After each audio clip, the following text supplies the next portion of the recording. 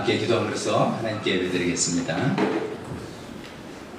너희 마음을 다하여 주님을 의뢰하고 너희 명철을 의지하지 말아라. 내가 하는 모든 일에서 주님을 인정하여라. 그러면 주님께서 내가 가는 길을 곧게 하실 것이다. 하나님 아버지, 그렇습니다. 우리가 이 세상을 살아가면서 우리의 마음, 우리 지혜와 우리 명철을 의지하지 아니하고 하나님을 의지하기로 다시 한번 결단하며 주님 앞에 나왔습니다. 그렇게 살기로 결단한 사람들이 우리 예수 믿는 사람들입니다. 하나님 아버지, 오늘도 그런 다짐을 주님 앞에서 다시 하며 주님을 찬양하며 경배하기를 원합니다. 하나님을 예배하는 것이 우리에게 참 기쁨이 되고 그 기쁨을 우리 마음에 가득 차서 하나님을 더욱더 가까이 하며 사람들을 섬길 수 있는 우리 모두가 되게 도와주옵소서.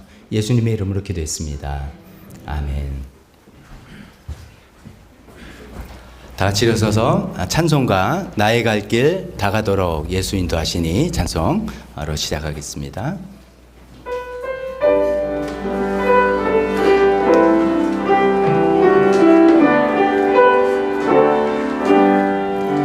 나의 갈 길 다가도록 예수 인도하시니 내 주 안에 있는 긍휼 어찌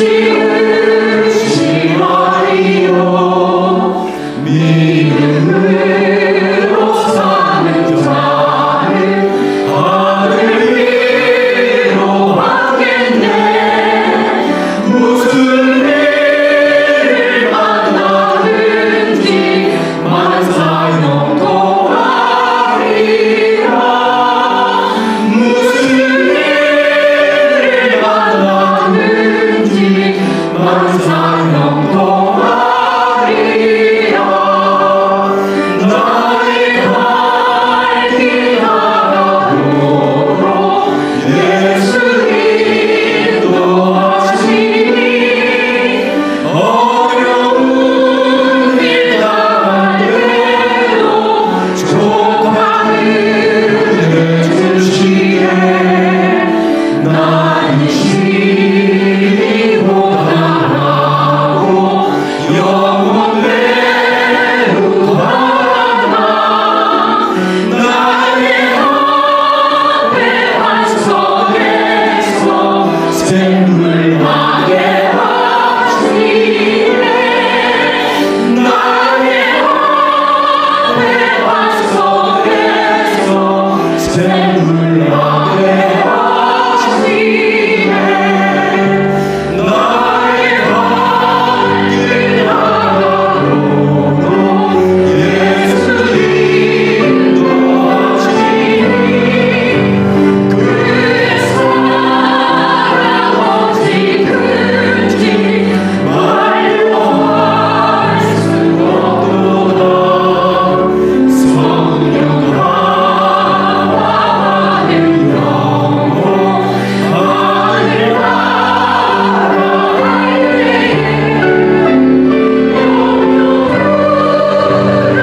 나의 찬송 예수 인도하셨네. 영영을 나의 찬송 예수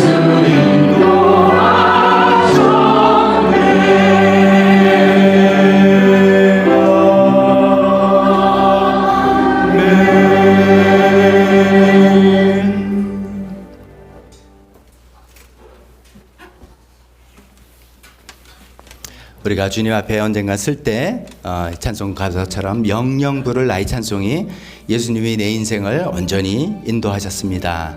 이런 찬송일 것 같습니다. 이어서 우리가 또 하나님께 드릴 찬송은 모든 것 아시는 주님입니다. 우리 전주해 주실 때 제가 코멘트 하겠습니다.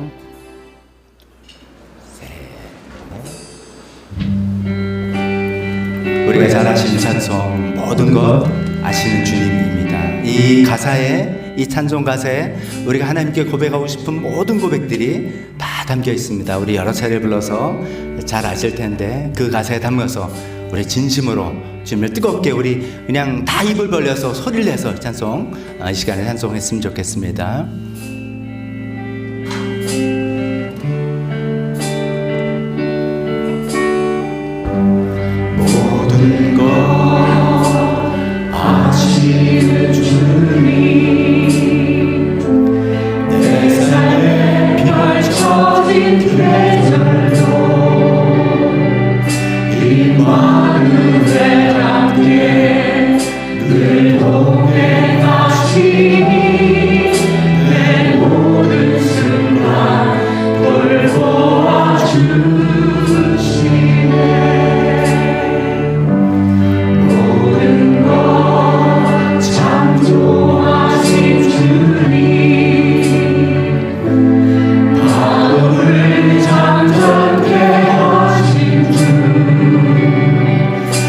수가 없으니 지키야 하나니 내 모든 순간 풍성케 하시네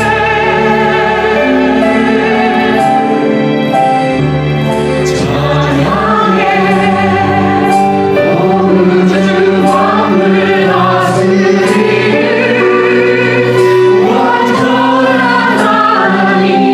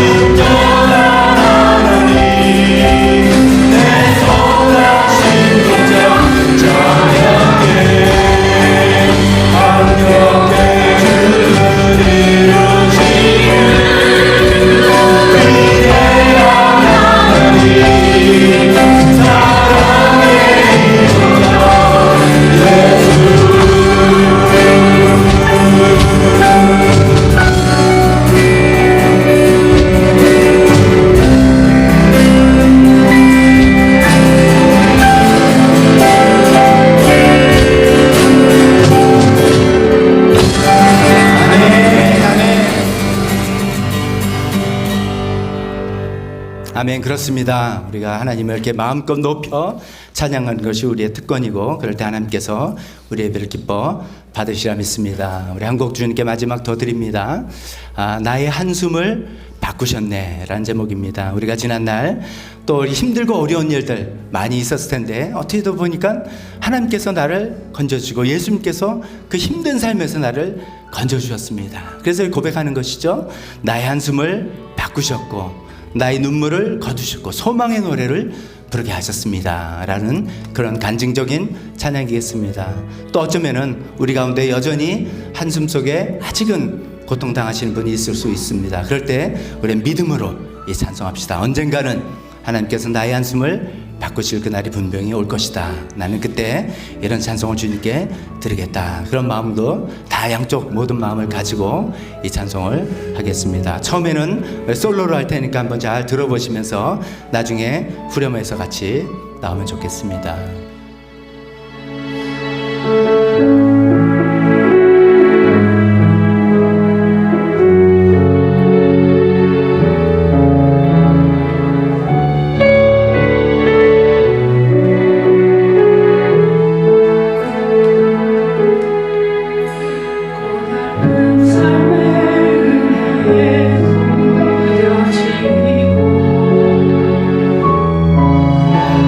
사라질 것에 내 맘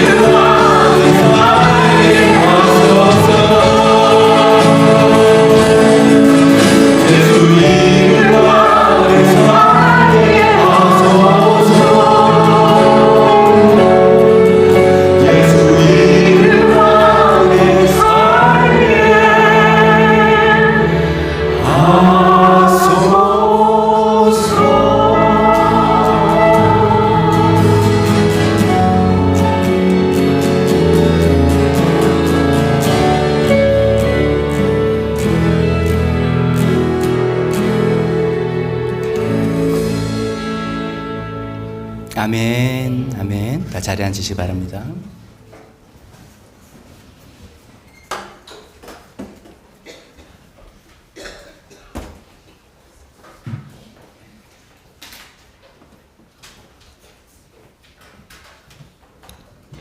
우리가 예배 시간을 모일 때 하나님 말씀 듣고 기도하지만 또 이렇게 찬양을 하면서 우리가 직접 하나님께 우리의 마음과 우리의 심정과 우리의 고백을 노래로 음악에 담겨서 하나님께 드릴 수 있다는 것은 얼마나 큰 특권이고 기쁨인지 모릅니다. 하나님께서도 우리 찬성 진심으로 드린 찬양 잘 받으셨으라 생각합니다. 오늘 일어서는 건 좀 그렇고요. 2주 전에 저희 교회를 잠깐 방문하셔서 근처에서 교회를 찾고 계신다는 분이 계셨는데 지난주는 이제 다른 목사님 오신다 어제 말씀드리니까 안 오시고 오늘 오셨네요. 저희 교회 한번 방문해 보시는데 낯선 분 저기 계시면 그런 분이구나 하시고 또 환영해 주시면 좋겠습니다. 주보를 보면서 교회 소식 나누도록 하겠습니다. 오늘은 교회 소식 단촐합니다. 침례식 기쁜 소식이 있습니다. 7월 마지막 주일 7월 28일이 됩니다. 7월 마지막 주일에 침례식이 있는데 아직 이제 완전히 확정은 안 됐는데 몇몇 분들 됐으니까 나중에 확정되면 더 받는 분들 더 알려드리도록 하겠습니다. 기도해 주시기 바라고요. 특별기도에 김춘혜 어머님 또 손영경 집사님 계속 이제 잘 회복하니까 이제 이번 주 마지막으로 뺄게요. 다 났는데 왜 자꾸만 하시나 부담스럽다 그럴 수 있습니다. 서혜자 어머님은 퇴원해서 우리가 뺐는데 재활도 재활이지만 치통이 아주 심해서 또 굉장히 고통을 당하시고 계십니다.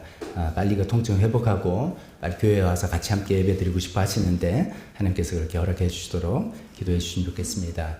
지난주에 네팔 갔다 와서 네팔 소식도 좀 말씀드렸고 거기 새로운 제목들 집어넣었죠. 베델하우스. 그게 이제 기숙사인 것이죠.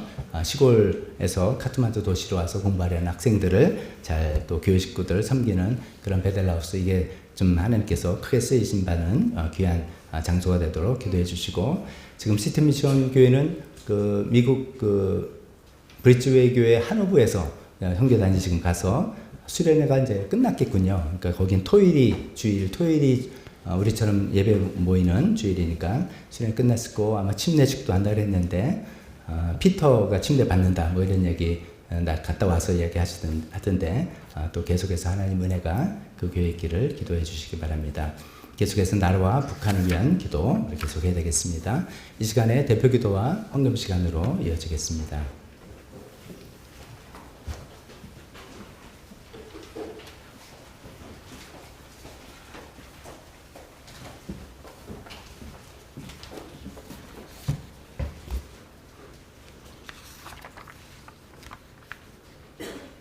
다 함께 기도드리시겠습니다. 저희는 너무나도 나약한 하루하루를 살아가는 존재입니다. 주님만을 바라보며 오늘도 한 발짝 앞으로 나갑니다. 연약한 저희에게 길을 안내해 주시길 기도드립니다. 매일 넘어져도 다시 일어나 회복할 수 있기를 소망합니다. 어리석고 약한 존재이지만 주님의 택하심으로 소망을 안고 살아가고 있습니다. 저희에게 회개할 수 있는 마음을 주시고 매 순간 회개의 길로 한 발짝씩 움직일 수 있길 기도드립니다. 지난주에는 네팔 선교 소식을 들으며 하나님께서 일하시는 방식을 더욱 사모하게 되었습니다. 네팔에 있는 시티미션 교회 라지브 목사님과 사모님 그리고 그 가족들이 멀리 떨어져 있으나 주님 아래 한 가족이라는 사랑의 마음이 커졌습니다. 특히 베델의 집이 운영되는 영상 속에서는 척박한 네팔 땅에 믿음의 소망이 새싹으로 움직이고 있음을 확인했습니다. 주님의 복음이 이 세상 척박한 어느 곳이라도 영양분으로 되는 촉촉한 비로 내려지길 기도드립니다. 교회에 건강이 필요하신 분들을 위해 기도드립니다.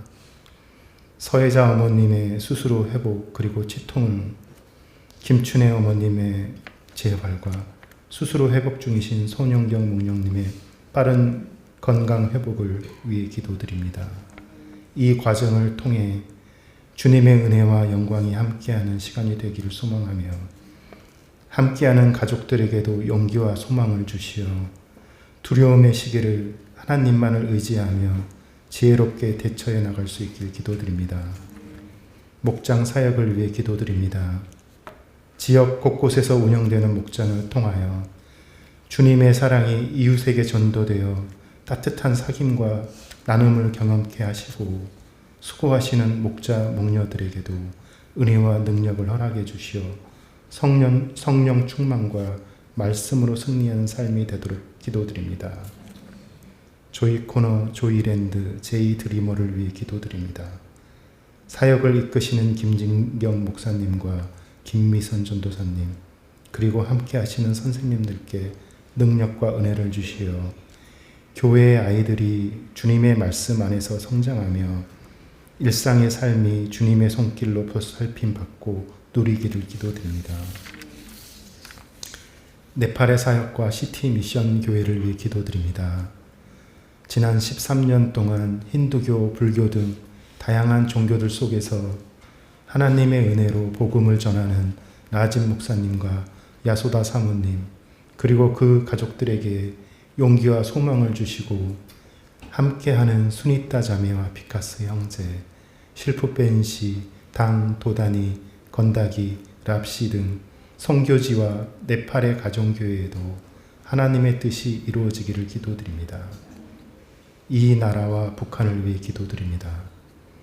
나라의 정치 지도자들과 사회 경제 지도자들이 하나님의 사랑을 경험하고 하나님 말씀의 뜻을 깨달아 국민들에게 선한 영향력이 전파되는 나라 이루게 하시옵고 북한의 독재 세습 체제가 변화되어 주민들을 위한 곳으로 변화되게 하옵시고 북한 땅의 복음 전파가 자유롭게 되고 경제적인 삶이 풍요로워지는 날이 하루빨리 오기를 기도드립니다. 오늘 말씀 전하시는 목사님을 위해 기도드립니다. 항상 저희와 교회를 위해 말씀 전하시고 기도하시는 박덕주 목사님의 건강과 영혼을 보살펴 주시옵고 목사님을 통해 주님의 말씀이 더욱더 또렷하게 저희에게 와 닿기를 소망하며 이 시간 주시는 말씀에 주님께서 함께 하시어 깨어서 듣고 순종하며 결단하는 시간 되게 하시옵소서. 이 모든 말씀 우리를 사랑하시는 예수님의 이름으로 기도드립니다.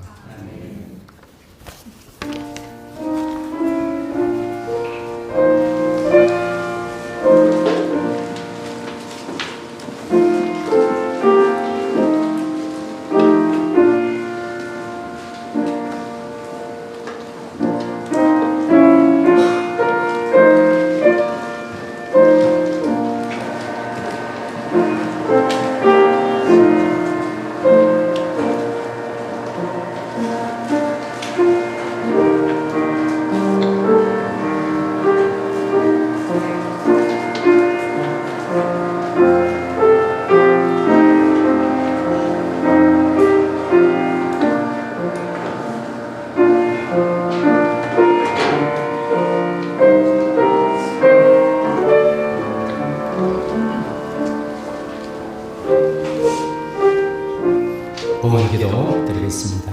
하나님 아버지, 오늘도 저희가 주님 앞에 나와서 하나님께 귀한 물질을 드립니다. 하나님, 우리가 늘 입술로 하나님을 사랑한다고 하지만 우리 헌금으로 우리 물질을 드림으로써 그것을 표현하지 못한다면 그것이 무슨 사랑이겠습니까? 하나님, 이렇게 구체적으로 정말로 우리가 주님을 사랑하고 정말로 주님을 의지한다는 마음의 표현으로 물질 드립니다. 그런 한편으로 다 이 모든 것은 하나님께서 주신 것이기에 하나님께 우리가 생색낼 수가 없습니다. 하나님, 이것 받으시고 하나님 나라의 귀한 사역에 사용하여 주시옵소서. 예수님 이름으로 기도했습니다. 아멘. 설교 시간입니다. 다 같이 일어서서 주보 안에 있는 설교 본문 로마서 12장 1절에서 2절 말씀인데요. 설교 본문 다 같이 읽도록 하겠습니다. 같이 읽겠습니다. 시작. 형제자매 여러분, 그러므로 나는 하나님의 자비하심을 힘입어 여러분에게 권합니다. 여러분의 몸을 하나님께서 기뻐하실 거룩한 산 제물로 드리십시오. 이것이 여러분이 드릴 합당한 예배입니다. 여러분은 이 시대의 풍조를 본받지 말고 마음을 새롭게 함으로 변화를 받아서 하나님의 선하시고 기뻐하시고 완전하신 뜻이 무엇인지를 분별하도록 하십시오. 아멘. 설교를 해서 잠깐 기도하겠습니다. 하나님 아버지, 오늘부터 하나님의 뜻이라는 새로운 시리즈 설교를 준비하고 있습니다. 하나님, 우리가 이 세상에서 하나님의 백성으로 또 하나님의 자녀로 살면서 하나님의 뜻을 알고 순종하기를 원합니다. 그러나 때로는 그것을 어떻게 찾아야 되는지도 모르고 하나님 뜻이 과연 무엇인지 우리가 올바른 이해가 없을 수도 있습니다. 하나님, 그런 마음 가운데 이 설교 시리즈를 통해서 그것을 온전히 이해하고 하나님의 뜻을 잘 찾아서 살아가는 저희 모두가 되기를 소원합니다. 주님께서 도와주시옵소서. 예수님의 이름으로 기도했습니다. 아멘. 자리에 앉으시기 바랍니다. 지난주에 박상원 목사님 와서 설교를 통해서 여러분들 많은 은혜 받으신 것 같아요. 많은 분들도 나와서 전순하시고 기도하시는 그런 거 보면서 참 너무나 감사했습니다. 저도 이제 설교를 들으면서 은혜 참 많이 받았는데 좀 한 가지 좀 이건 뭐지? 어떻게 좀 궁금한 게 있어서 제가 집에 가면서 물어봤습니다. 그 회개 부분, 그 이제 회개를 해야 되는데 안 돼가지고 회개하게 해달라 했더니 이제 그 마음이 뭐 이제 열렸다 이렇게 이야기 하셨잖아요. 그래서 제가 가면서 대체 뭘 회개한 건데 이렇게 물어봤어요. 뭘 회개해서 이렇게 이제 해결이 됐냐? 그 사실 이제 한 거의 2년을 막 그렇게 꺽꺽 통곡하는 게 쉽지 않죠. 그래서 이제 그런 걸 좀 물어봤더니 이제 여러분들에게도 혹시 궁금하실까봐 제가 물어봅니다. 이게 어떤 단순한 어떤 뭐 이것을 저것을 어떤 잘못이 아니라 그러니까 자신이 그렇게 2년 동안 슬픔과 통곡 가운데 있었던 그 자체가 그날 요한일서 말씀을 들어보니까 그거는 빛은 분명히 아니잖아요. 어둠에 속했다 이런 거잖아요. 구체적으로 요거다 저거다 이런 죄라기보다도 그 상태가 어둠의 상태라는 것을 이제 그 말씀 큐티를 통해서 깨닫고 그 상태가 하나님께서 바라시는 상태가 아니구나 이걸 이제 회개했다는 거예요. 하나님께서 분명히 바라시는 상태가 아닌데 원인은 뭐 어떨지라도 바라시는 상태는 아닌데 그것을 회개할 힘이 없어서 하나님 저희 회개할 수 있게 해달라라고 기도할 때 성령님께서 그 마음을 움직여서 그를 회개하고 그 마음이 해결했다. 뭐 이런 내용입니다. 그래서 혹시 여러분들 궁금하신 게 있을까봐 제가 부연 설명해 드렸습니다. 자, 오늘은 이제 새로운 설교 시리즈로 좀 넘어가려고 합니다. 우리 한동안 구약의 성경 그 전도서를 쭉 살펴보면서 시리즈로 전도서를 살펴봤는데 이제는 좀 한 신앙서적 내용을 좀 한 권을 골라서 그 책에 있는 내용들 중심으로 말씀을 좀 전해보는 게 어떨까 생각이 들었습니다. 제가 이번에 이제 선택한 책 제목은 제럴드 시처라는 분이 쓴 하나님의 뜻이라는 그런 책입니다. 제목이 이제 우리한테는 관심 있지 않습니까? 우리가 하나님 뜻대로 살기를 원하고 그런데 하나님 뜻을 어떻게 알아야 되지? 하나님 뜻은 대체 뭐지? 이런 질문이 우리 마음속에 생기는데 그것을 좀 도와주는 굉장히 좋은 책이라는 생각에 이 책의 내용과 제가 이제 여러 가지 저희 생각과 또 제가 다른 데서 참고한 것들을 합쳐서 이렇게 쭉 몇 차례 걸쳐서 전하려고 합니다. 그 하나님의 뜻이라는 이 책의 그 부제가 우리말로 번역된 책의 부제를 이렇게 우리말 부제는 이렇게 되어 있습니다. 오늘 여기서 그분을 위해 이렇게 되어 있는데 그것도 참 읽어보니까 참 좋긴 한데 원래 이제 영어 책이잖아요. 영어 미국 분이 쓰신 거니까 영어 부제가 사실 더 좋은데라는 아쉬움이 있었습니다. 영어 부제는 영어로 먼저 말한다면 제목이 The Will of God 하나님 뜻이죠. 그러면서 As a Way of Life 그러니까 우리의 삶의 방식으로서의 하나님 뜻이라는 그런 내용입니다. 그러니까 이게 뭐냐면 우리가 하나님 뜻을 찾을 때 앞에 중요한 문제를 놔두고 굉장히 중요한 거 이 사람 결혼해야 되냐 뭐 내가 이민을 가야 되냐 말아야 되냐 등등에 대해서 굉장히 중요한 결정을 앞에 두고 하나님의 뜻을 찾는 것도 필요한데 사실 우리가 가져야 될 태도는 삶의 방식을 매일매일 삶에서 하나님의 뜻을 어쩌면 사소해 보이는 일상의 어떤 결정들 가운데서 하나님의 뜻을 찾고 분별하고 그 뜻대로 살아가는 것이 훨씬 중요하다라는 데 이제 방점을 두는 그런 내용입니다. 그래서 이제 차차 그것을 제가 설명해 드릴 테니까 오늘은 약간 서론적인 부분으로서 하나님의 뜻을 이해하라라는 그 책의 제목을 그냥 그대로 따서 말씀을 전하겠습니다. 첫 번째 먼저 이렇게 생각해 봅시다. 우리가 왜 하나님의 뜻을 찾으려고 하느냐 이거죠.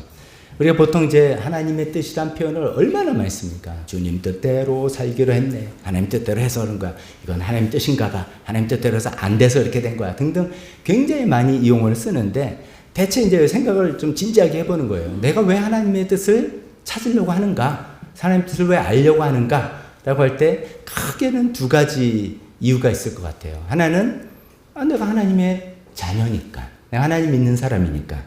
하나님은 우리 아버지가 되시고 내가 자녀니까 당연히 자녀로서 아버지의 뜻을 찾는 것은 마땅한 도리다. 이렇게 생각하시는 분이 있습니다. 맞습니다. 그렇죠. 그게 이제 굉장히 좋은 자세라고 볼 수가 있겠습니다. 우리가 하나님의 뜻이 아니라 그 반대로 생각하는 건 나의 뜻, 내 주장이라고 하는데 대부분 것이 우리가 예수님 믿기 전에 그 죄였잖아요. 그걸 이제 죄라고 고백한 거지 않습니까? 그러니까 내 뜻을 내려놓고 하나님 뜻을, 즉 죄를 벗어버리고 하나님 뜻대로 살겠다라고 한 것이니까 우리가 예수 믿는 사람은 마땅히 하나님의 뜻을 찾아야 된다. 뭐 이런 것은 너무나 당연한 것이죠. 자, 그런데 또 이제 이런 이유로 하나님 뜻을 찾으려고 하는 경우도 있습니다. 뭐냐면 잘 되기 바라는 마음에서. 잘 되기 바라는 마음에서. 어떤 이제 삶의 중요한 결정들을 앞에 남겼는데 우리는 요 결정을 A라고 해야 될지 B라고 해야 될지 잘 모르는 거죠. 왜냐하면 미래를 모르니까. 근데 하나님 뜻대로 내가 딱 맞게 결정하면 일이 잘 될 텐데 이런 마음이죠. 그러니까 우리의 주요 관심은 일이 잘 될 것이냐 안 될 것이냐 요것에 더 관심을 가지고 하나님의 뜻을 찾으려고 애쓰는 그런 것이죠. 그래서 이제 뭐 이제 흔히 이렇게 말하죠. 하나님 뜻대로 살면 만사형통하는 것이고 하나님 뜻에 벗어나면 넌 고생 바가지로 하는 거야. 그러니까 하나님 뜻대로 살아야 돼. 이런 얘기를 우리가 보통 하는 경우가 이런 케이스겠죠. 여러분들에게 어떤 케이스예요? 하나님 자녀이기 때문에 내가 당연히 해야 된다라고 그래서 관심 갖고 있습니까? 아니면 좀 고생 안 하고 좀 잘 됐으면 좋겠다. 뭡니까? 이거 하나도 없는 분 계세요? 없을 겁니다. 저도 있고요. 다 있어요. 이게 있는데 이제 몇 %냐 이런 거죠. 이게 조금 유치하고 이렇게만 가면은 이거는 이기주의적이고 기복신앙 이런 걸 우리가 다 알잖아요. 근데도 현실적으로는 우리 마음이 있는 건 사실이죠. 근데 거기서 점점점 우리가 성숙한 신앙의 자세로 가야 될 것 같습니다. 제 경우를 한번 이야기해보죠. 제가 최근에 이제 저희 이제 친구 목사라고 하는 분들 두 분이 교회 오셔서 말씀 전했잖아요. 지난주에 박상원 목사님 여러분들 잘 아시니까 뭐 그런 거고 그 몇 주 전에 그 신동일 목사님 뭐 친구라기보다도 이제 오랜만에 정말 30년 만에 만난 거예요. 그 사이에 교류가 거의 없었어요. 근데 30년 만에 이제 만났는데 제가 이제 그분을 만나고 특히 이제 그 커플과 저희 커플 만나고 컨퍼런스 끝나고 시간을 보내면서 좀 이렇게 좀 복잡한 생각이 좀 제 머리에 막 돌아갔습니다. 왜냐면 이제 저희가 이제 30년 전에 이제 보스턴에서 한 교회에서 같이 사역을 했단 말이죠.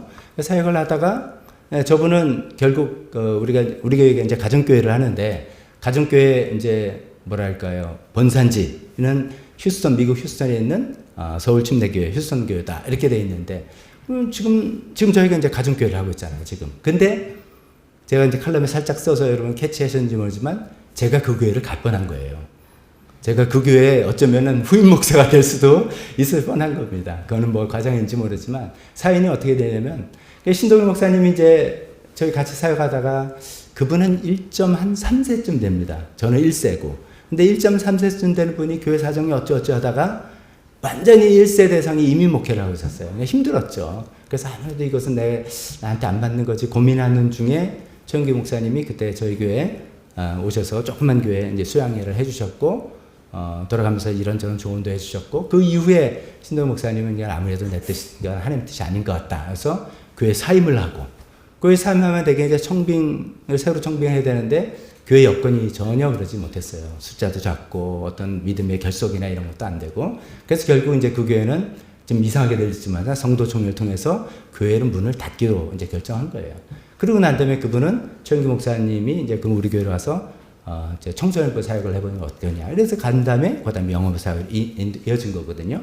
그럼 저는 이제 낙동강이 오리알이 됐잖아요. 저는 이제 신학생으로서 뭐 이제 뭐 수련 받고 뭐 이런 것도 있어야 되는데 갑자기 교회가 문 닫고, 그러니까 이제 신동일 목사님이 저를 버클랜드 교회에다 소개를 해준 거예요. 그 보스턴 안에 침례 교회가 딱 2개 있는데 하나는 문 닫았고 하나는 버클랜드 교회. 그래서 이제 소개를 해주고 참 그때 전도사니까 박 전도사님도 좋은 교회 만났고 자기도 좋은 교회 간다고 그래서 서로 잘 됐다라고 이제 했어요. 근데 이제 30년을 지나고 보니까 제가 이제 가정교회로 온 거예요.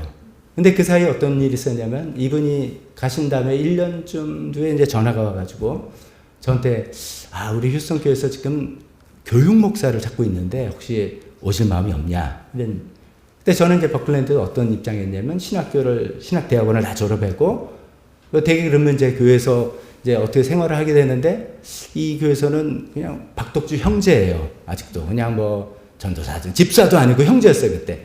그러니까 제 마음이 살랑 흔들리죠. 저쪽에서는 교육 목사로 오겠냐라는 데고 여기는 뭐 이러고 해서 이제 제 마음이 참 이거 뭐지 이러고 있다가 그때 이제 제가 그런 시간 가운데 하나님의 교회 공동체라는 게 뭔지를 이제 새롭게 깨닫게 된 거죠.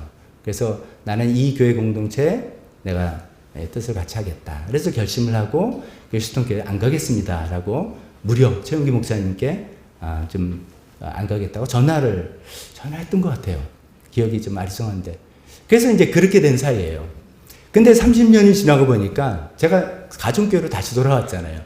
가정교회로 돌아오고 그 사이에 이제 뭐 좋은 일도 많았지만 여러분들 아실 수도 있고 여러분들 잘 모르실 수 있는 어려운 일도 굉장히 많았거든요. 버클랜드 교회 안에서 뭐 고생도 많이 했고요. 뭐 여러 가지 힘든 일도 굉장히 많이 했어요. 그러니까 굽이굽이 돌아와서 가정교회로 다시 왔단 말이죠. 그러니까 제가 이제 그 생각이 드는 거죠. 그때 그 30년 전의 결정이 맞았나? 그때 내가 휴스턴 교회로 가는 게 하나님 뜻이 아니었나? 근데 내가 왜 보스턴에 왜 남았을까? 이런 생각을 이제 막 복잡하게 이제 하게 되는 겁니다. 제가 이제 어떤 결론을 내렸는지는 설교 결론 때 말씀드리도록 하겠습니다. 자, 이제 우리가 이런 식으로 해요. 지금 뭐 어떤 일을 겪고 보면, 야, 그때 그거 하나님 뜻대로 내가 제대로 결정한 건가? 아닌가? 이런 생각을 많이 하게 되죠. 많이 하게 되는데, 이제 제가 이제 참고로 해서 설명을 드리는 이 책에 이제 하나님 뜻이라는 제럴드 시처라는 분의 그 책 내용을 보면 우리에게 이제 하나님의 뜻을 아는 데 있어서 어떤 전통적인 접근, 이걸 설명합니다. 이게 일반적으로 갖고 있는 생각이라고 생각도 됩니다. 이 전통적인 접근이라고 표현하면서 하나님 뜻을 우리가 이렇게 이해하지 않느냐라고 이야기합니다. 즉, 어떻게 했냐면 하나님 뜻이란 우리가 알아내야 되고 또 우리가 따라가야 할 미래 구체적인 길이다, 이거예요. 우리가 반드시 알아야 되고 우리가 선택해서 따라가야 될 미래 구체적인 길, 이게 중요한 겁니다. 그래서 이제 심지어 이렇게 생각하죠. 하나님께서 나에게 배우자도 다 정해놓으셨고, 그래서 우리가 행복한 결혼을 하면 그렇잖아요. 당신은 정말 하나님께서 정해놓으신 배우자야.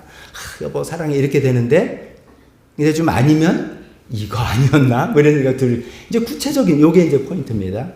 하나님께서 정해주신 배우자가 있고, 내가 가야 될 학교가 있었고, 내가 정해야 될 직업, 커리어, 이게 다 있는 것이고, 내가 다닐 회사, 삼성이냐 현대냐 이런 게 있는 것이고, 내가 몸담고 다녀야 될 교회가 있다, 이거죠. 하나님께서 다 지혜로우신 분에서 그걸 다 정해 놓으셨고, 그래서 우리가 해야 될 일은 그것을 찾아서 가는 것이다. 그게 우리가 해야 될 일이다, 이것이죠.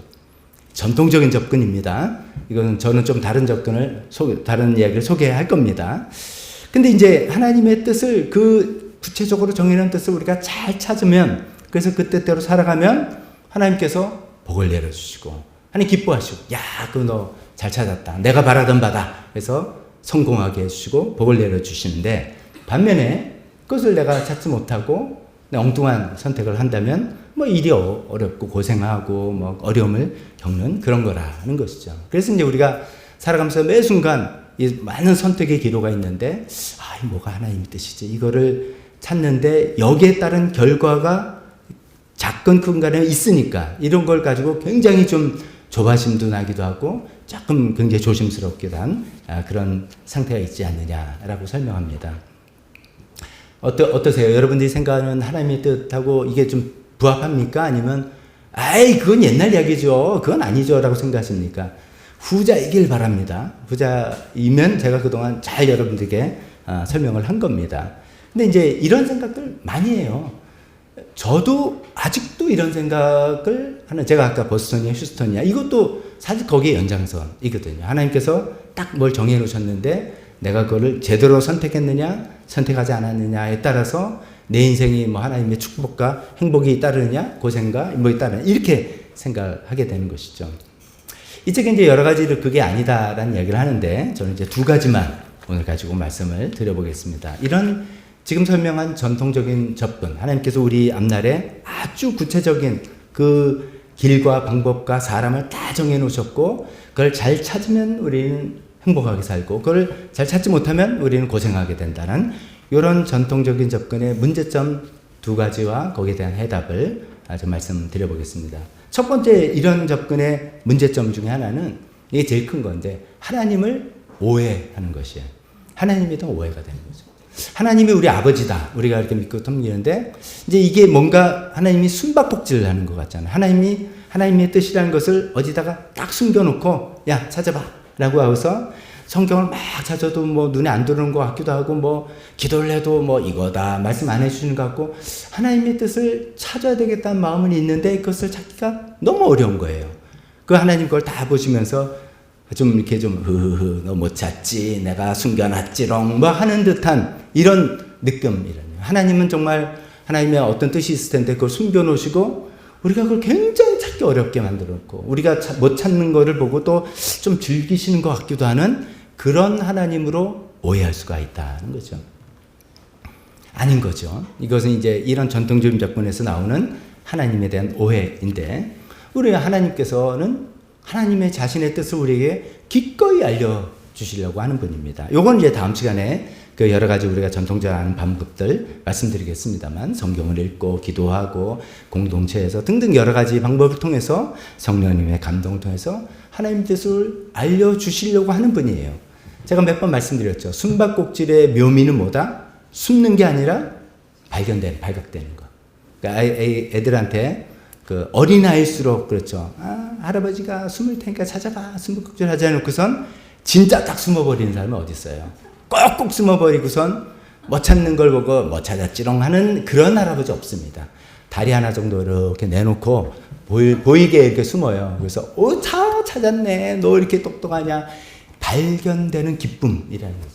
하나님도 그렇죠. 하나님의 뜻을 우리가 발견하기 쉽게 하시고 그것을 발견할 때 하나님 기뻐하시는, 그러기 때문에 하나님은 하나님의 뜻을 꽁꽁 숨겨놓으시는 그런 분이 아니다, 이런 것입니다. 근데 일반적일 때는 또 뭐 그런가 보다라고 하는데, 이게 이제 심각하게 우리에게 다가올 때는 우리가 어떤 커다란 고난을 당할 때입니다.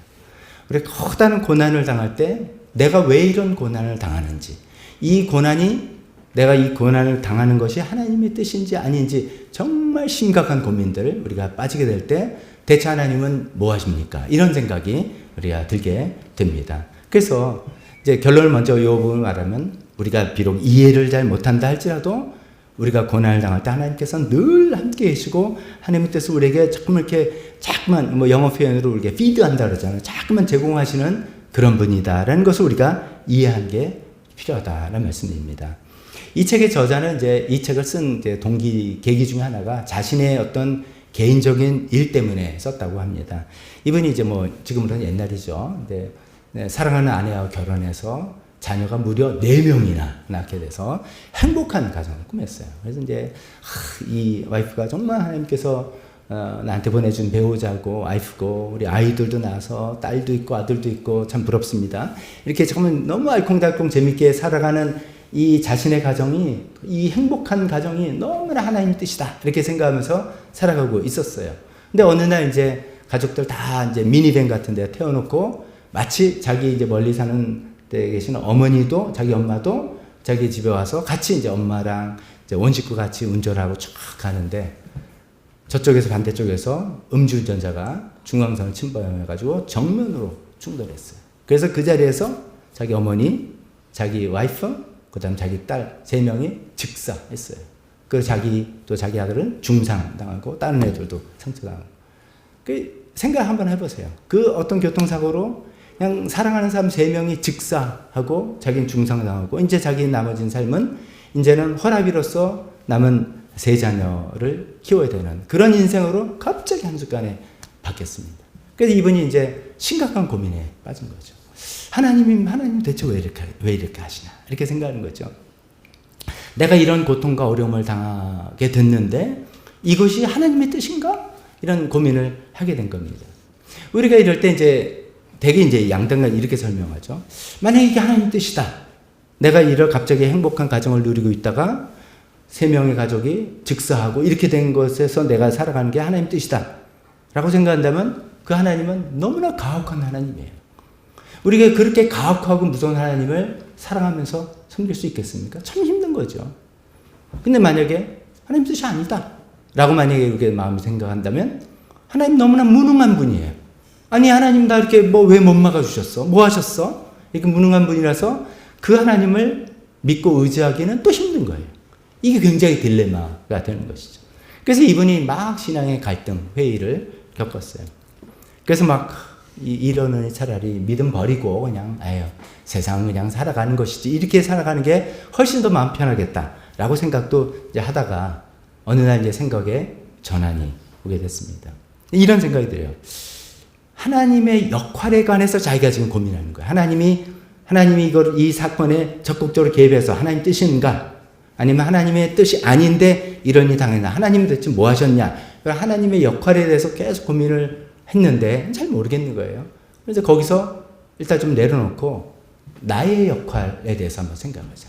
하나님의 하실 일이 있고 내가 할 일이 있는데 하나님은 왜 그러셨는지는 도무지 모르겠는 거예요. 왜 그랬는지 하나님이 하신 건지 하나님이 뭐 하셨는지 잘 모르겠는데 그거를 파고파고받으니까 뭐 답이 안 나오는 거예요. 그래서 그건 일단 접어두고 그러면 이 상황에서 내가 해야 될 일은 뭔가? 내가 할 수 있는 일은 뭔가? 이렇게 해서 이제 실마리를 풀어갔다고 합니다. 그런 와중에 욥기를 읽게 됐는데 새로운 시각을 갖게 된 겁니다. 우리 욥기는 참 신기한 책입니다. 욥은 너무나 불쌍한 사람이에요. 욥은 왜 그랬는지 몰라요. 우리는 읽는 사람 다 알아요. 처음부터. 하나님과 사탄 사이에 이제 어떤 일이 있었고, 그래서 이제 정말 죄 없이 고난을 당하고, 이랬다는 걸 아는데, 정작 욥은 모르는 겁니다. 그렇지 않습니까? 그 욥은 어느 날, 하나님 잘 믿고, 그렇게 섬기던 사람인데, 어느 날 갑자기 빵빵빵 맞고, 뭐 재산, 자녀, 뭐 다 있는 거 다 날리고, 그 알 수 없는, 이유를 알 수 없는 고난에 고통당하고 있었습니다. 욥은 그 마음속에 실제로 없는 고통도 힘들었지만 제일 힘든 게 이유를 몰랐어요. 하나님 내가 왜 이런 고통을 당하십니까? 이유를 몰랐어요. 그리고 이런 내가 고통을 당하는 중에 하나님은 뭘 하고 계십니까? 하나님 좀 내 앞에 나타나서 말이라도 해주세요. 뭐 좀 이런 게 더 심적 고통이 더 컸어요. 그래서 친구들 와서 이야기할 때 뭐 항변하고 이야기하는데도 하나님 잠잠히 대답이 없어요. 그게 더 괴로웠죠.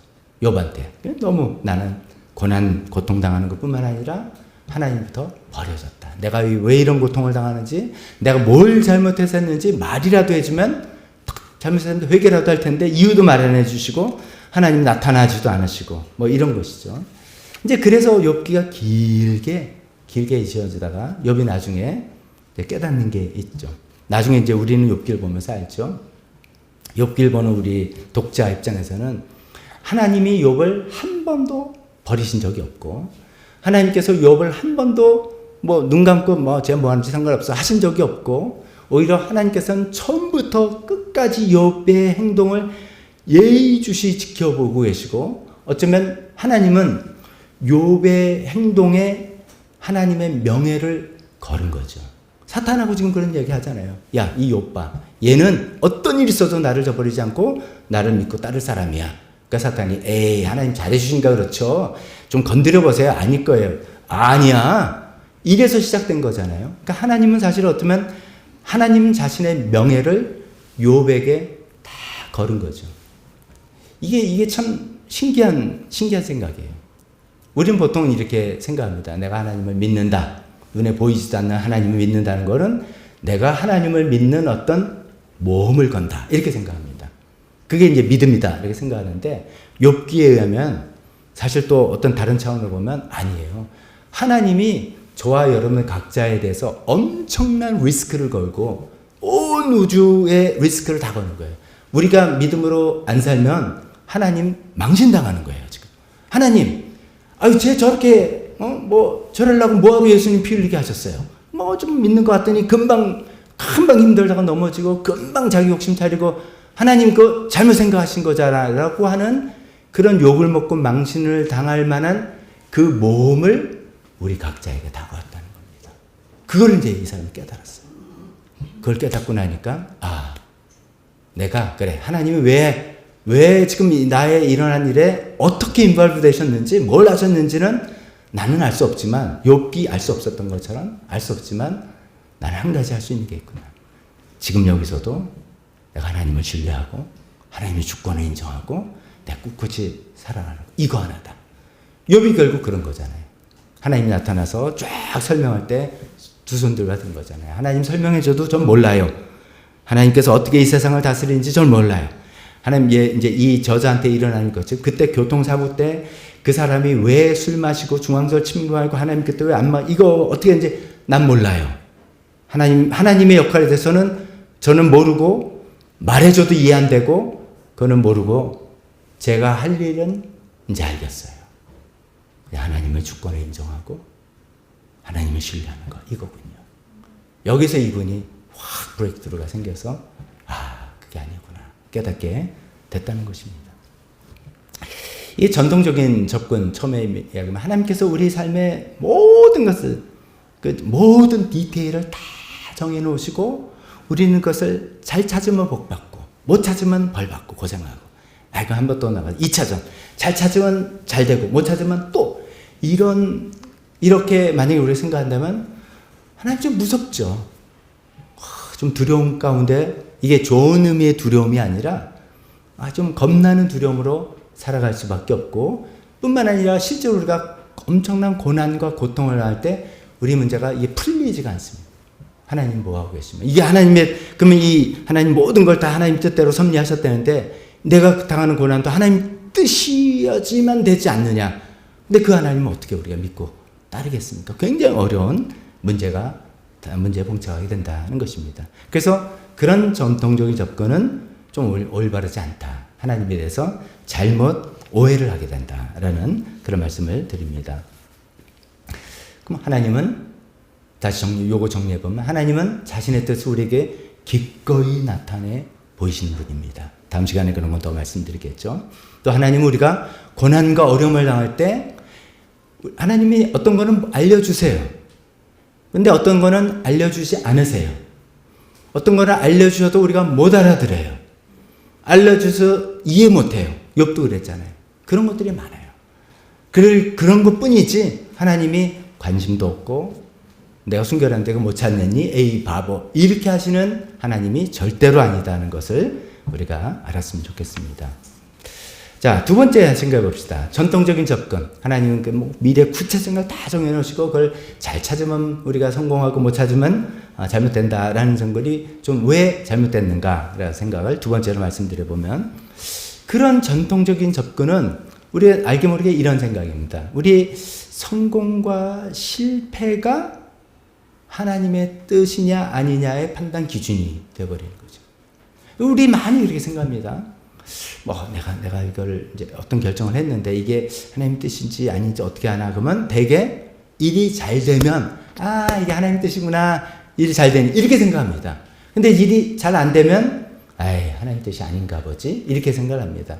우리가 일상적으로 이렇게 생각하고 말하는 거 큰 문제 없습니다. 하는데 이게 진짜로 우리 신앙의 깊은 데로 뿌리 박히면 이런 좀 모순이 되는 거예요. 그러니까 우리가 생각에 일이 잘 됐느냐 못 됐느냐를 내가 하나님의 뜻을 잘 선택했느냐 못 선택했느냐의 유일한 기준을 삼다 보면 우리는 굉장히 혼란스럽게 살아갈 수밖에 없게 된다는 말씀입니다.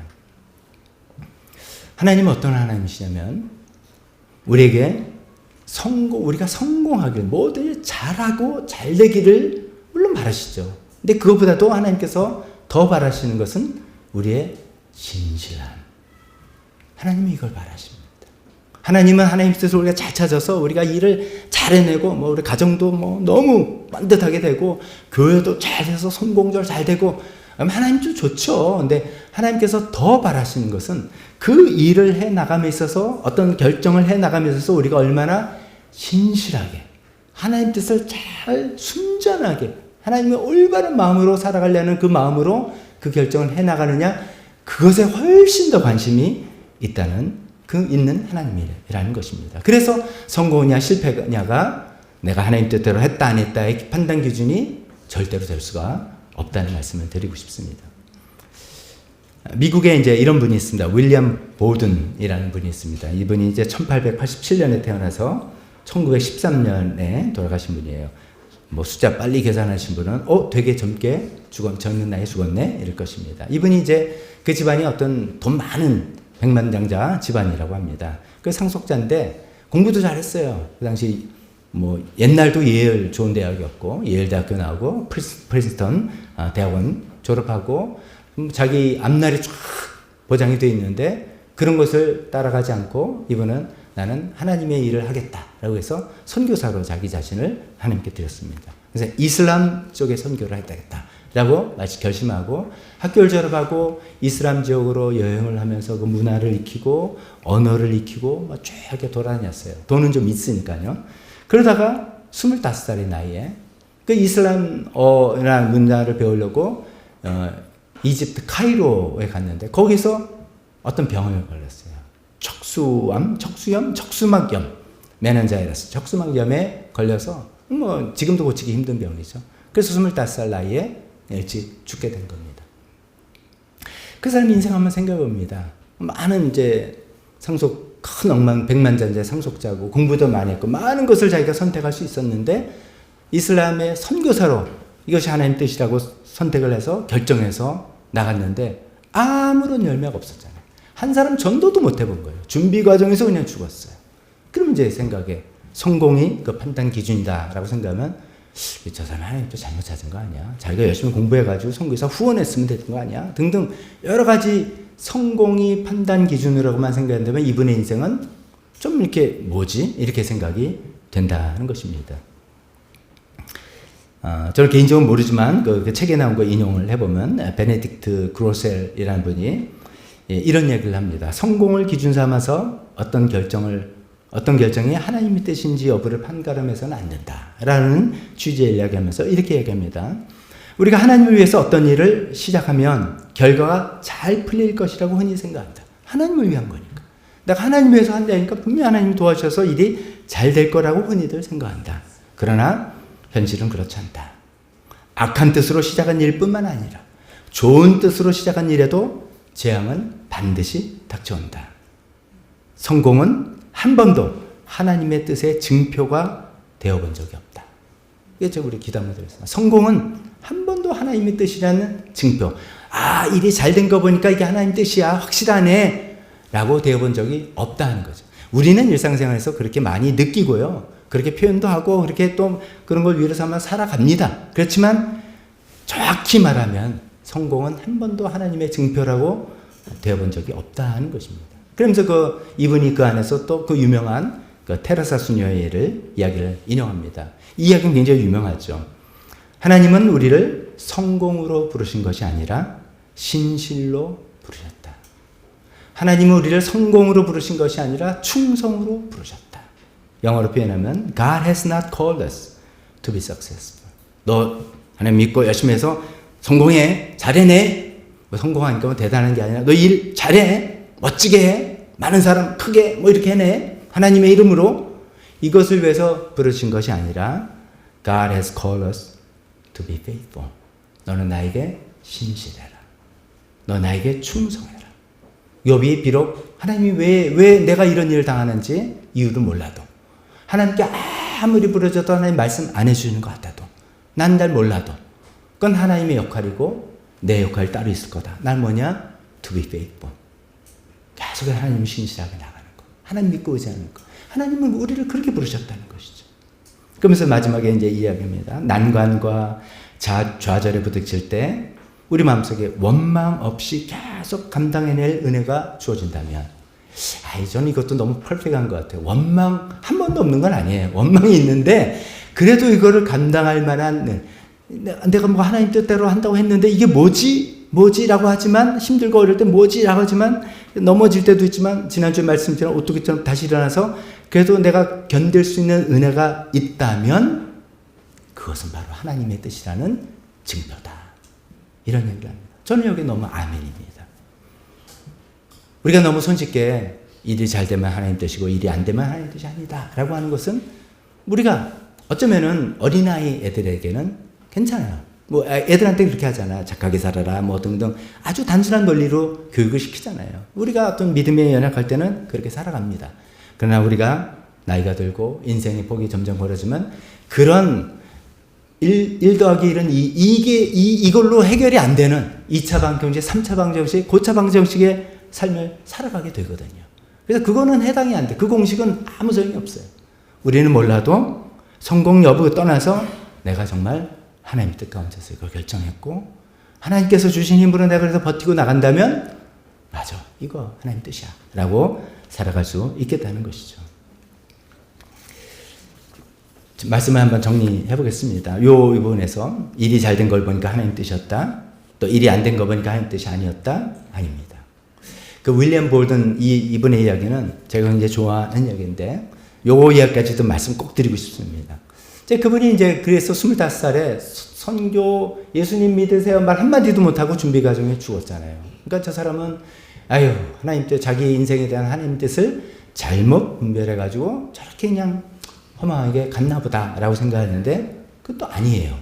이제 제가 말씀드린 첫 번째 포인트는 성공이 기준이 아니다. 이게 첫 번째 포인트고 두 번째는 성공과 실패냐는 것도 알 수 없다예요. 지금 당장 알 수 없다. 나중에 나타날 수 있고 죽을 때까지 모른다. 이 얘기를 두 번째로 하고 싶은데 이런 얘기예요. 그분이 그렇게 죽게 되니까 그냥 허망하게 끝난 게 아니라 많은 사람들이 도전을 받은 거예요. 많은 예열대학생들이 도전받고 그때 예열대학교에서 막 부흥이 일어났어요. 그럼 많은 사람들이 예수님 믿고 있고 선교서 나가기로 헌신했어요. 그게 이제 계기가 된 게 그 윌리엄 볼든의 성경책이 알려진 거예요. 근데 자기 성경책에 요즘은 좀 성경책 거의 없으시죠? 이제 참 문제인데 이게 좀 디지털 성경책, 자기 자신의 성경책 여기 이제 메모도 하고 하는데 나중에 이제 이분이 돌아가신 다음에 이분의 성경책을 보니까 여기 이제 메모가 적혀 있는데 3마디가 있었다는 게 굉장히 유명한 말이죠. 우리말로 먼저 말씀드릴게요. 남김없이, 후퇴 없이, 후회 없이. 영어로 표현하면 no reserves. 뭐 내가 하나님께 드리는데 하나도 요거는 좀 요거까지는 아니고요. 요거는 제가 쓰고 이런 거 없이 나는 전적으로 하나님께 드리겠다. no reserves. 남김없이 주님께 드리겠다. 후퇴 없이 no retreat. retreat 하면 이제 수양이 되지만 그 군대에서 전쟁할 때 retreat 하면 퇴각하라 이거잖아요. 좀 해보니까 이거 안 되니까 포기하고 간도 그만 때려쳐 이런 거 없다. 이거죠. no retreat. 후퇴 없이. 세 번째는 no regret. 후회 없이. 이게 뭡니까? 아마 25살 죽어가는 병상에서 그런 마음이 살짝 스쳐갈 수도 있었지 않겠습니까? 우리 같으면. 이게 뭐지? 내가 하나님 위해서 no reserves, no retreat 다 드렸는데 내 삶이 여기서 그냥 선교 한번 못 해보고 죽는다니 이거 정말 후회 막급일세 라고 들 수도 있는데 후회 없이 no regrets. 이분의 성경책 쓴 게 이것이 전달돼서 많은 사람한테 도전이 되고 선교사로 나가게 됐다는 것이죠. 이건 적어도 물론 이제 성공이냐 실패냐가 기준이 돼서도 안 되지만 그 성공이냐 실패냐가 그 결과는 언제 나올지도 모르는 거예요. 그러니까 그런 걸 가지고 우리가 하나님 뜻이다 아니다 하는 것은 조금 맞지 않다. 하나님께서는 우리에게 신실하게 충성하게 하나님 따르는 사람들을 바라신다라는 말씀입니다. 결론으로 읽겠습니다. 제 이야기 결론 궁금하시죠? 제가 생각해보니까 그때 휴스턴을 가는 게 하나님의 뜻이었나? 아니 보스턴에 남아있는 게 하나님의 뜻이었나? 생각을 많이 복잡하게 여러 가지 생각해보니까 저희 결론은 하나님의 뜻은 휴스턴도 아니고 보스턴도 아니에요. 하나님은 그런 데 뜻 있는 게 아니에요. 하나님 뜻은 저의 진심이었어요. 제가 그때 신학교 가서 제 인생을 하나님께 드리겠다고 하면서 사실 진심으로 어디서 하나님께서 나를 사용하시더라도 어떤 모양으로 사용하시는데 상관없이 내가 그저 하나님께 진심으로 드리려고 하나님을 사랑하고 섬기려는 그 마음을 내가 표현해 드리는 게 하나님 뜻이지 어디 가서 하나님 뜻이고 이런 게 없다는 것이 저의 결론입니다. 물론 제가 이제 버클랜드 이제 보스턴에 남아 있으면서 감사하고 기쁜 시간도 있었지만 아까 말씀드린 것처럼 힘들고 어려운 시간도 정말 많이 겪었어요. 근데 생각해 보니까 그런 시간을 통해서 제가 여러분들을 다 만난 거 아닙니까? 제가 많은 것들 배웠고 이게 좋은 분들을 만나게 되고 또 제가 오늘날의 제가 된 것이죠. 그때 보선에 남기로 한 결정 때문에 오늘날의 죄가 됐는데 저는 오늘날 죄가 너무 좋아요. 이게 오늘날 죄, 이게 이 모양이고 이렇게 되면 곤란한데 이게 너무 감사하고 좋아요. 하나님께서 나를 이렇게 인도하셨구나 이렇게 생각해서 포인트는 어떤 구체적인 요것도 물론 필요하겠지만 그 중심의 마음을 하나님께서 보시는 것이 하나님의 뜻이겠다라고 생각합니다. 이제 좀 더 멋있는 표현으로 이 책의 저자의 결론을 하면 이렇게 됩니다. 우리 앞에 하나님의 뜻을 행할 수 있는 선한 길들이 많이 있다. 딱 하나 있는 게 아니다. 많이 있다. 모든 길들이 하나님의 뜻일 수 있다. 이게 이제 전통적인 접근하고 생각하고 다른 거예요. 모든 길들이 하나님의 뜻일 수 있는데 결국 그 중에 하나만이 하나님의 뜻이 된다. 이게 차이를 알겠습니까? 모든 길이 하나님의 뜻일 수 있는데 결국 하나만이 하나님의 뜻이 되는 거예요. 그게 뭐겠어요? 우리가 선택한 거. 우리가 선택한 거. 근데 하나님이 왜 어떻게 해서 이렇게 운영하시냐면 하나님은 자신이 있으신 거예요.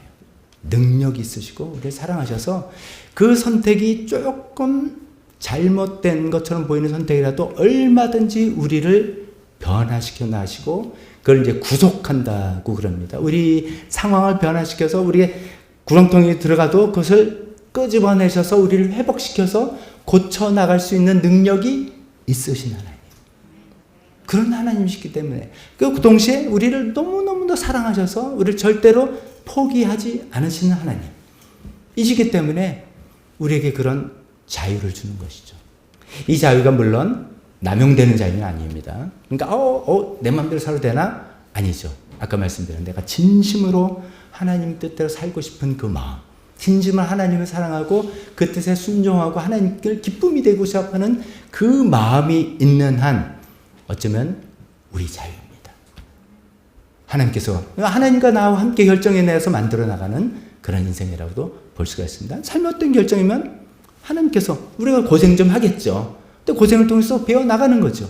또 얼마든지 하나님께서는 그것을 고쳐나가셔서 또 하나님이 원래 아름다운 선한 뜻으로 인도해 나가실 충분한 자신이 있는 그런 하나님께서 우리에게 자 너희가 이제는 성경책 읽고 기도하고 삶과 살면서 마음껏 이 길을 찾아서 결정해 나가라. 나는 그 길에 복 주고 너희가 설령 잘못하면 내가 그것을 고쳐나가리라 라고 말씀하시는 그런 하나님이다 말씀드리고 싶습니다. 정리해 봅시다. 오늘 처음 예배한 것처럼 하나님의 뜻. 우리 오늘 이 시간에 기도하면서 생각해야 돼. 내가 왜 하나님 뜻을 알고 싶어 하나? 내가 하나님 뜻을 알고 싶어 하는 그 근본 이유는 뭔가? 이게 정말 하나님이 자녀고 하나님 기쁘시게 해드리는 그런 순수하고 그런 자녀로서의 그런 마음인가? 아니면 좀 계산적이고 기복적이고 그래서 뭐 좀 고생 안 하려고 뭐 일 좀 잘 되게 하려고 미리 뭐 복채 미리 이렇게 해서 하나님 뜻 알게 돼서 고생 안 하고 성공하려고 하는 그런 마음인가? 우리가 다 그런 마음이 있습니다.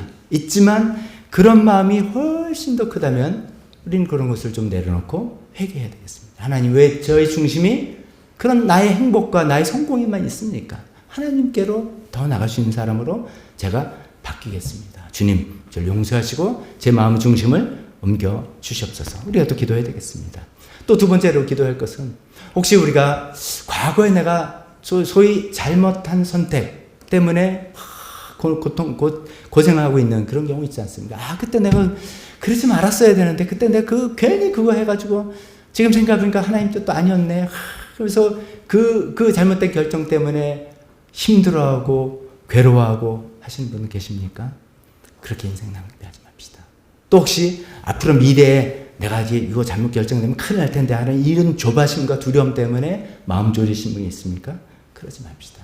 우리가 해야 될 것은 먼저 하나님 앞에서 순수한 마음, 내 마음이 깨끗하고 내 동기가 순수하고 하나님께로 나간다 올바른 방향 그것을 컬티베이트하고 그것을 일어나면서 그 가운데서 하나님께서 얼마든지 내 삶을 고쳐나가실 것이라 그런 믿음 가지고 오늘 또 새로운 결정, 오늘 또 새로운 하나님 뜻을 찾아 나가는 우리 모두가 되었으면 좋겠습니다. 반주해 주실 때 우리 말씀 듣고 여러분에게 하나님께서 이 설교를 통해서 하신 말씀이 있으면 그것 붙들고 기도하는 시간 가졌으면 좋겠습니다. 하나님, 그렇습니다. 제가 하나님 뜻을 좀 제 마음대로 제 식으로 이해했던 것 같습니다. 주님, 내려놓고 하나님을 오해하지 않겠습니다. 하나님을 끝까지 신뢰하겠습니다. 여러분 마음속에 어떤 것이 여러분 마음에 와닿든 그거 붙들고 기도하는 시간 갖도록 하겠습니다. 기도하겠습니다. 오 하나님 아버지, 그렇습니다. 주님, 하나님 뜻을 우리의 성공을 하시고 하나님 뜻을 우리를 우리가 결정한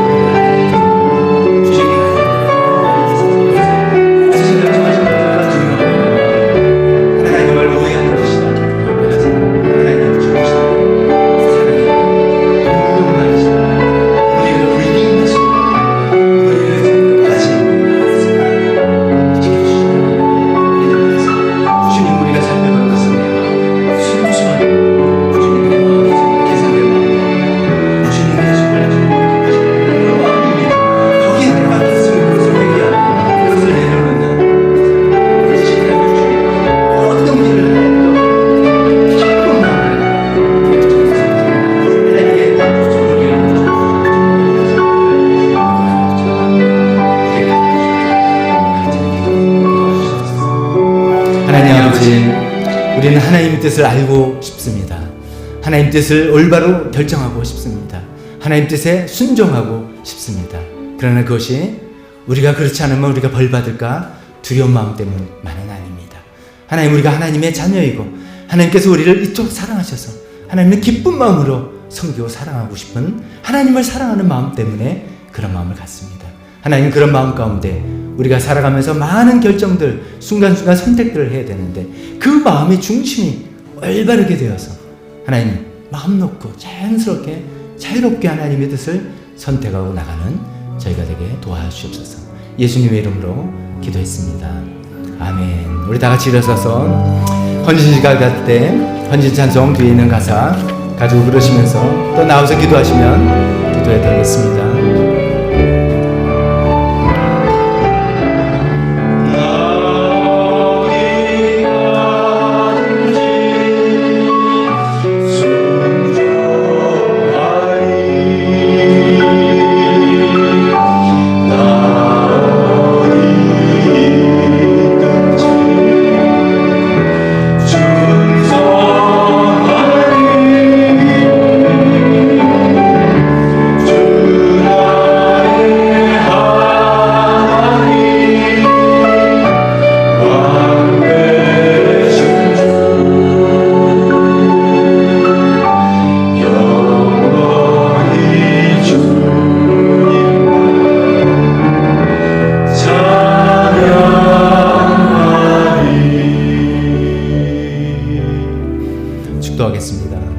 지금은 우리 주 예수 그리스도의 은혜와 하나님 우리 아버지의 사랑하심과 성령님의 교통하심이 하나님 뜻을 알길 원하며 하나님 뜻을 순종하길 원하는 여기 있는 모든 분들 머리 위에 지금부터 영원토록 함께 있을지어다.